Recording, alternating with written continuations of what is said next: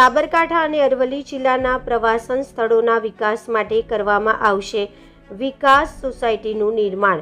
રાજ્યમાં પ્રવાસન સ્થળોનો વિકાસનો અભાવ જોવા મળી રહ્યો છે, જેને લઈને પ્રવાસન સ્થળે આવનાર પ્રવાસીઓને મુશ્કેલીનો સામનો કરવો પડી રહ્યો છે। આ તમામને જોતા હવે રાજ્ય સરકાર દ્વારા મહત્વનો નિર્ણય લેવામાં આવ્યો છે અને આ પ્રવાસનના વિકાસ માટે અલગ પ્રવાસન વિકાસ સોસાયટીનું નિર્માણ કરવામાં આવશે।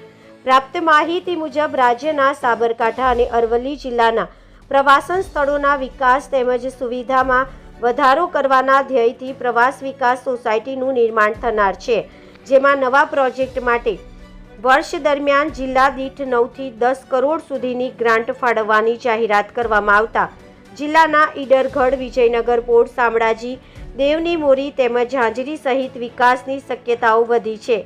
રાજ્યના મોટાભાગના જિલ્લાઓમાં રાજ્ય સરકાર દ્વારા પ્રવાસન સ્થળોના વિકાસ અને સુવિધામાં વધારો કરવાના ધ્યેયથી જિલ્લા પ્રમાણે પ્રવાસન વિકાસ સમિતિની રચના કરવાનો નિર્ણય કરવામાં આવ્યો છે।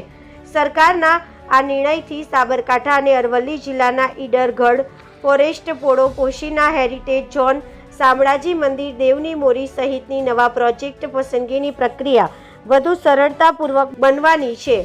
ત્યારે પ્રવાસીઓને આકર્ષવા વધુ સફળ રહેલા એવા Polo, forest trekking route, nature trail, parking સુવિધા સાથે વિકાસ પામશે।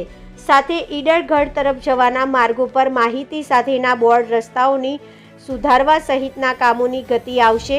આ ઉપરાંત પોશીના વિસ્તારની લોકકલા અને જનજાતિ હસ્તકલાને પ્રોત્સાહન મેળવવાની આશા જાગી છે। અરવલ્લી જિલ્લામાં શામળાજી મંદિર, દેવમોરી તેમજ બાયડ તાલુકાના ઝાંઝરી ધોધ જેવા માન્ય પ્રવાસન સ્થળો માટે જિલ્લા પ્રવાસન સોસાયટીની રચના મહત્વની સાબિત થવાની આશા જાગી છે। જિલ્લાના પર્યટક સ્થળો પર પ્રવાસીઓની વધારે સંખ્યા જોવા મળવા પામે છે।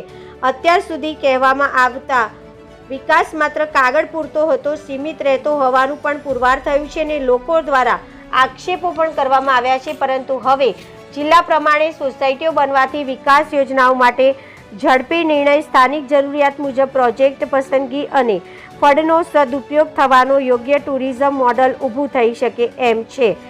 સાથે સોસાયટીની મુખ્ય વિશેષતાઓમાં ગવર્નિંગ કાઉન્સિલ અને એક્ઝિક્યુટિવ કાઉન્સિલની રચના સાથે જિલ્લા કલેક્ટર અધ્યક્ષ તરીકે રહેશે અને જિલ્લા સ્તરના ચૂંટાયેલા પ્રતિનિધિઓ, પ્રવાસન સંબંધિત સંગઠન અને બોર્ડના પ્રતિનિધિઓનો સમાવેશ થઈ શકે છે અને છેલ્લા નીતિગત નિર્ણય, આયોજન, પ્રોજેક્ટની સમીક્ષા અને વિકાસના કામોની દેખરેખ રાખવામાં આવશે એમ રાજ્ય સરકારના અહેવાલ મુજબ જણાવવામાં આવેલ છે।